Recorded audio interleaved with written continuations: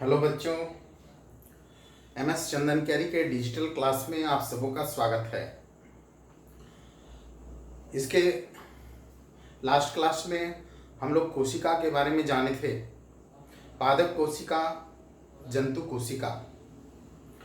ये जो सिलेबस है ये 8 क्लास और 9 क्लास ये दोनों में है। यदि इसको बहुत अच्छी तरह से हम 8 और 9 में समझ लें तो आगे कॉलेज में और बोर्ड परीक्षा में, आगे कंपटीशन में बहुत अच्छा कर सकते हैं। पादप कोशिका, प्लांट की कोशिका, जंतु कोशिका, एनिमल कोशिका, animal cell, plant cell, animal cell. पौधे के शरीर में पाए जाने वाली कोशिका प्लांट सेल, पादप कोशिका। जंतु के शरीर में पाए जाने वाली कोशिका एनिमल सेल। दोनों में क्या डिफरेंस है, क्या अंतर है, ये बहुत ज़रूरी है कि हम इसको बहुत अच्छी तरह से समझें। दोनों ही जीव है, चाहे पादप हो चाहे जंतु हो, दोनों ही जीवित सजीव हैं।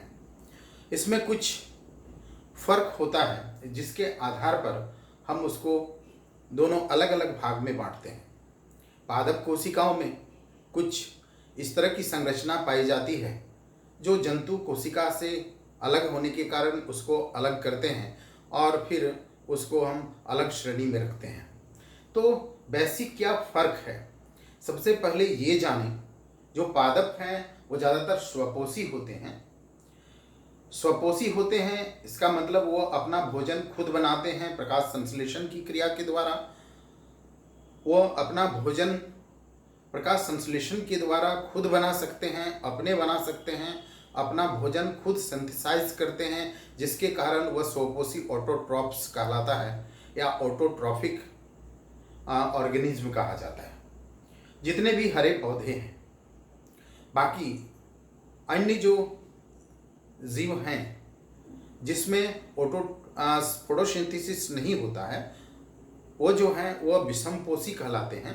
और विषमपोषी में वो एनिमल और कुछ उसके और भी भाग हैं। एनिमल को छोड़ करके कुछ ऐसे और भी जीव हैं जिसको मृतजीवी और परजीवी कहा जाता है। उसको हम लोग नेक्स्ट क्लास में पढ़ेंगे। तो यहाँ पर हमने कि पादप कोशिका में क्या है और जंतु कोशिका में क्या है। यदि सेल बायोलॉजी को अच्छा से पढ़ा जाए, कोशिका विज्ञान को अधिक अच्छा से पढ़ा जाए तो फिर आगे बहुत ही आसान हो जाता है। कोशिका जो जीवों की एक ऐसी संरचना है जो बेसिक संरचना है और वो बेसिक यूनिट है। वह सभी जितने भी जैविक क्रियाएं हैं जो भी बड़े जीवों में होता है वो सभी जैविक क्रियाएं कोशिकाओं में होती है। यानी कोशिका स्वयं में एक जीव है। ये लास्ट क्लास में हम बताए थे। तो पादप कोशिकाओं में ऐसे क्या होता है जिसके कारण वह जंतु कोशिका से अलग है, या जंतु कोशिकाओं में ऐसा क्या है जो पादप कोशिका से अलग है। सबसे पहले ये जानेंगे कि जो कोशिका है उसका जो बाहरी भाग है, बाहरी भाग जिसको बाउंड्री लाइन कहते हैं, यानी दो कोशिकाओं को अलग करने का जो बाहर वाला पोर्शन है, जो भाग है, वो जो बाहर वाला भाग है पादप कोशिका में, उसको सेल वॉल कहा जाता है, यानी कोशिका भित्ति कही जाती है। तो ये जाने कि पहला है पादप कोशिका में कोशिका भित्ति।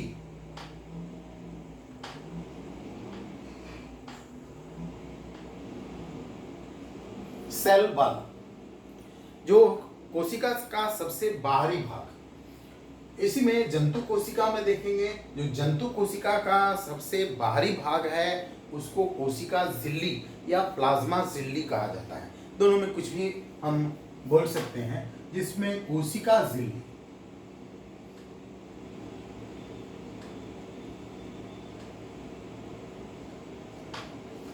कोशिका झिल्ली, ये एक डिफरेंस है कि पादप कोशिका में कोशिका भित्ति होती है जबकि जंतु कोशिका में कोशिका झिल्ली होती है। इस सेल वॉल होता है, इसमें सेल मेम्ब्रेन होता है, यानी प्लाज्मा मेम्ब्रेन होता है। अब इसका स्ट्रक्चर जानेंगे कि कोशिका भित्ति जो है वह किस तरह का होता है। कोशिका भित्ति एक विशेष तरह के जटिल कार्बोहाइड्रेट से बने होते हैं जिसको सेलुलोज कहा जाता है और वो मृत होता है। कोशिका है सजीव, लेकिन उसका जो बाहरी भाग है, जो कोशिका भित्ति है, वो मृत पदार्थ से बनी होती है, एक विशेष प्रकार के कार्बोहाइड्रेट से, जिसको सेलुलोज कहा जाता है। तो ये सेलुलोज है जो बहुत कठोर कड़ा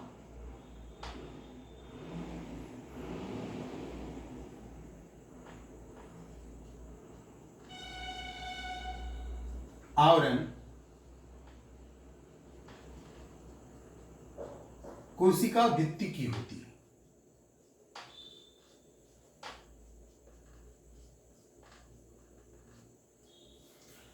इसमें देखेंगे जो कोशिका झिल्ली है, वो कोशिका झिल्ली कठोर और कड़ा नहीं होता है, वह मुलायम और बहुत ही कहेंगे कि वो लचीली झिल्ली होती है। यह लचीली होती है और सेमी परमिएबल होती है, अर्ध परागम्य होती है। तो ये झिल्ली जो होती है, ये लचीली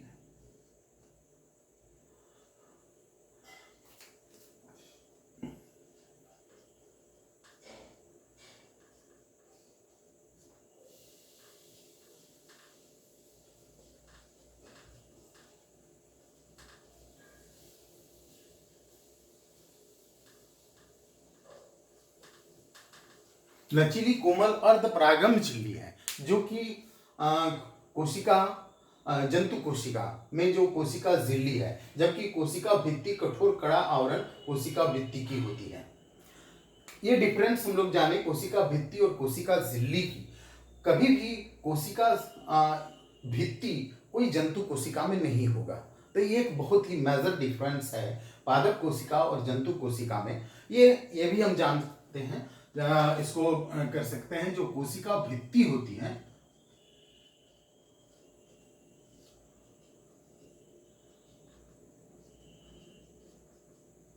मृत पदार्थ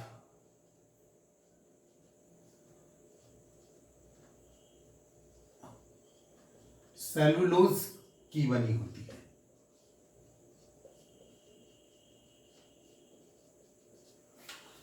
कोशिका भित्ति मृत पदार्थ सेलुलोज की बनी होती है, जबकि यहां पर जंतु कोशिका में कोशिका झिल्ली सजीव पदार्थ की होती है और ये प्रोटीन की बनी होती है। प्रोटीन और वसा का लेयर होता है।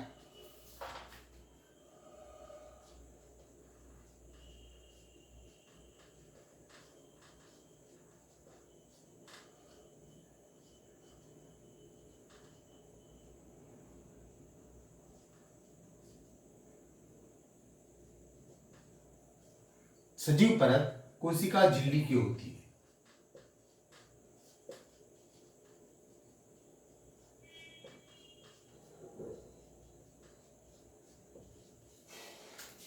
हम लोग जाने कि ये मृत होती है और ये सजीव होती है। ये कड़ा होती है, ये लचीला कोमल होती है, अर्ध परागम्य होती है और सिलेक्टिव परमिएबल मेम्ब्रेन है। ये सिलेक्टिव परमिएबल मेम्ब्रेन मतलब है कि ये चयनात्मक झिल्ली है। ये चयन करता है कि किस पदार्थ को कोशिका के अंदर में जाना चाहिए और किस पदार्थ को कोशिका के अंदर में नहीं जाना चाहिए, या कोशिका के अंदर में कुछ जो पदार्थ है वह पदार्थ कोशिका से बाहर अर्ध परागम्य झिल्ली के द्वारा ही वह बाहर भी जा सकती है। ये सिर्फ जंतु कोशिका में ही ये गुण होता है, पादप कोशिका में ये गुण नहीं होता है। तो कोई भी किताब में इस तरह का बहुत अच्छा से बहुत ज़्यादा पॉइंट्स दे करके नहीं किया होगा। तो ये मेरा अपना कुछ विशेष इसमें यह है जानकारी कि आपको 7 क्लास से लेकर के मैट्रिक तक का जो ये क्वेश्चन है, जो कंपटीशन में भी हो सकता है, ये सारा एक एक पॉइंट्स बहुत ही जरूरी है। यहाँ पर हम लोग जाने कि कोशिका भित्ति, कोशिका झिल्ली। दूसरा जो बहुत महत्वपूर्ण है वह पादप में लवक होता है, इसको प्लास्टिड कहा जाता है। जबकि जंतु में किसी तरह का लवक नहीं पाया जाता है। जंतु में किसी तरह का प्लास्टिड या लवक नहीं पाया जाता है। अब बताएं कि यहाँ पर पादप कोशिका में लवक होता है। ये चीज बता दें कि लवक ऐसे 3 प्रकार के होते हैं। लवक 3 प्रकार के होते हैं। पहला जो लवक का भाग है वह हरित लवक, दूसरा जो लवक का भाग है वह रंगीन लवक, और तीसरा का जो है रंगहीन लवक। यहाँ पर है क्लोरोप्लास्ट, क्रोमोप्लास्ट और ल्यूकोप्लास्ट। इस तरह से लवक होता है, पादप में लवक होता है, जबकि जंतु में लवक नहीं होता है।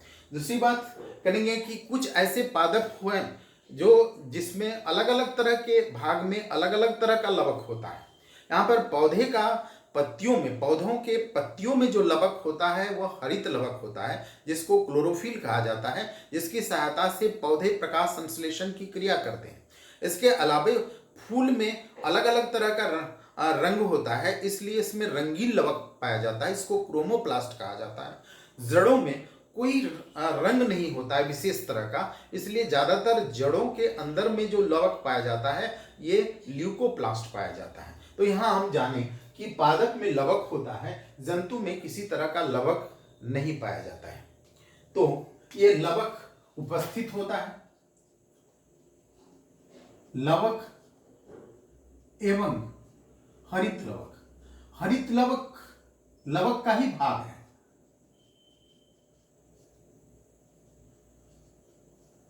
पाए जाते हैं। यहां पर लवक अनुपस्थित रहता है।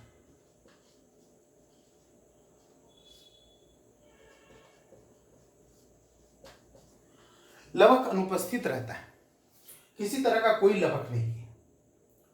यहां पर बताएं कि जंतुओं के शरीर में जो अलग अलग तरह का रंग होता है, रंग गोरा, सांवला जो भी है, वो मेलानिन के कारण होता है, जो स्किन में पाया जाता है, वो किसी तरह का लवक नहीं है। यहाँ पर पादप में लवक होता है, जिसमें विशेष तरह की जानकारी हम नेक्स्ट क्लास में देंगे हरित लवक के बारे में, क्लोरोफिल के बारे में। क्लोरोफिल एक ऐसा विशिष्ट रंजक है, लवक है, जो पौधे को बहुत ही अच्छा ये गुण के कारण वह उसको स्वपोषी बनाता है। यानी प्रकाश संश्लेषण के द्वारा जो सूर्य के प्रकाश में जो ऊर्जा है, उस ऊर्जा को वह रासायनिक ऊर्जा में कन्वर्ट करके उसके शरीर में स्थापित करता है, जिसके कारण वह स्वपोषी है। और बाकी जो जंतु इस हरित लवक नहीं रहने के कारण वह अपना सूर्य के प्रकाश से जो एनर्जी है उसको कन्वर्ट नहीं कर पाते हैं, जिसके कारण वह विषमपोषी है, अपना भोजन खुद नहीं बना सकते हैं। यानी वह दूसरे बनाए हुए भोजन से ही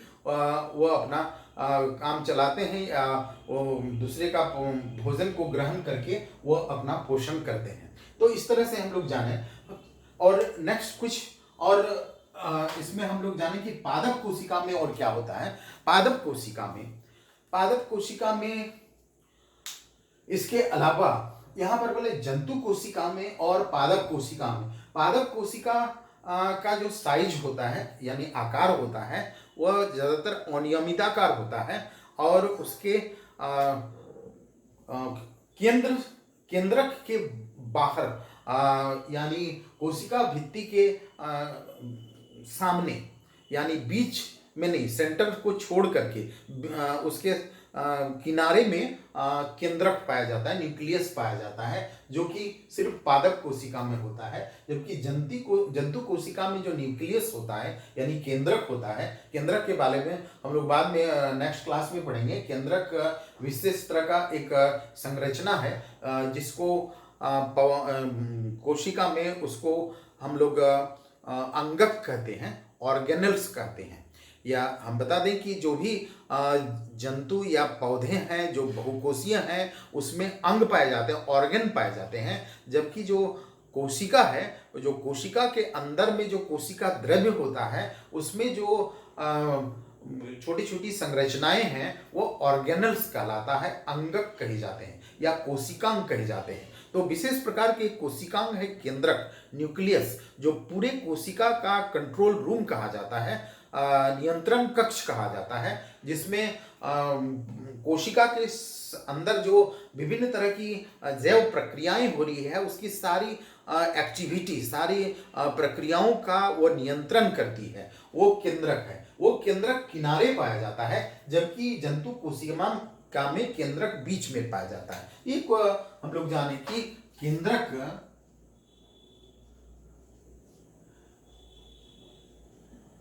किनारे स्थित रहता है, स्थित होता है, जबकि इसमें केंद्रक कोशिका के बीच में होता है।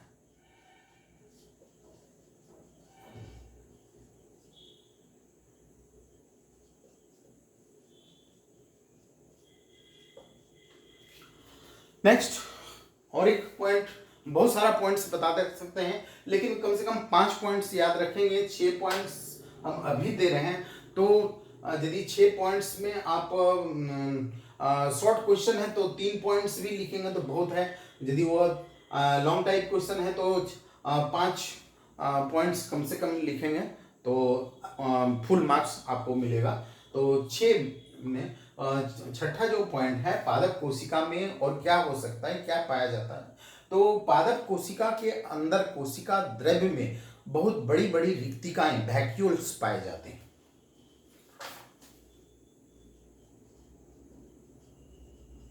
कोशिका द्रव्य में रिक्तिका, वैक्यूल्स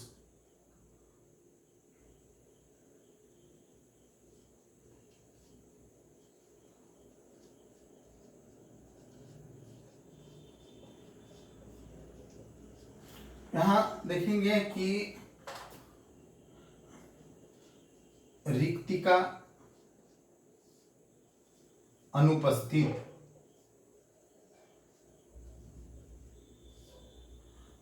या बहुत छोटी, यदि किसी कोशिका में है भी तो वह बहुत छोटी होगा। ऐसे तो अनुपस्थित रहता है, यदि होगा भी तो छोटा रिक्तिका होगा ये जंतु कोशिका में, जबकि पादप कोशिका के कोशिका द्रव्य में रिक्तिका बड़ी बड़ी पाई जाती है। रिक्तिका भी एक ऑर्गेनल्स है जो पादप कोशिका के अंदर में कोशिका द्रव्य का उसका नियंत्रण करता है, उसको कंट्रोल रखता है, उसका आकार को भी वो कंट्रोल में रखता है रिक्तिका के द्वारा। जबकि ये जंतु कोशिका में इसकी जरूरत नहीं है। जंतु कोशिका में और भी कुछ पॉइंट्स हैं जो सिर्फ बता देते हैं कि जंतु कोशिका में उसके केंद्रक के बाहर में और केंद्रक के सामने एक विशेष तरह की संरचना पाई जाती है, जो एक तरह का ऑर्गेनल्स है। ये ऑर्गेनल्स जिसको सेंट्रिओल कहा जाता है, यानी उसको तारक केंद्र कहा जाता है। तारक केंद्र, ये तारक केंद्र सिर्फ जंतु कोशिका में पाया जाता है, पादप कोशिका में कोई भी तारक केंद्र नहीं पाया जाता है। एक दूसरा एक पॉइंट्स है यहाँ पर जाने, कोशिका भित्ति, कोशिका झिल्ली। कोशिका भित्ति सिर्फ पादप कोशिका में, जंतु कोशिका में सिर्फ कोशिका झिल्ली। कठोर कड़ा आवरण कोशिका भित्ति, लचीली कोमल अर्धपरागम्य। कोशिका भित्ति मृत पदार्थ सेलुलोज की बनी होती है, जबकि कोशिका झिल्ली प्रोटीन वसा की बनी होती है। यहाँ पर देखें लवक एवं हरित लवक पाया जाता है। ये लवक अनुपस्थित रहता है। केंद्रक किनारे स्थित होता है, केंद्रक कोशिका के बीच होता है।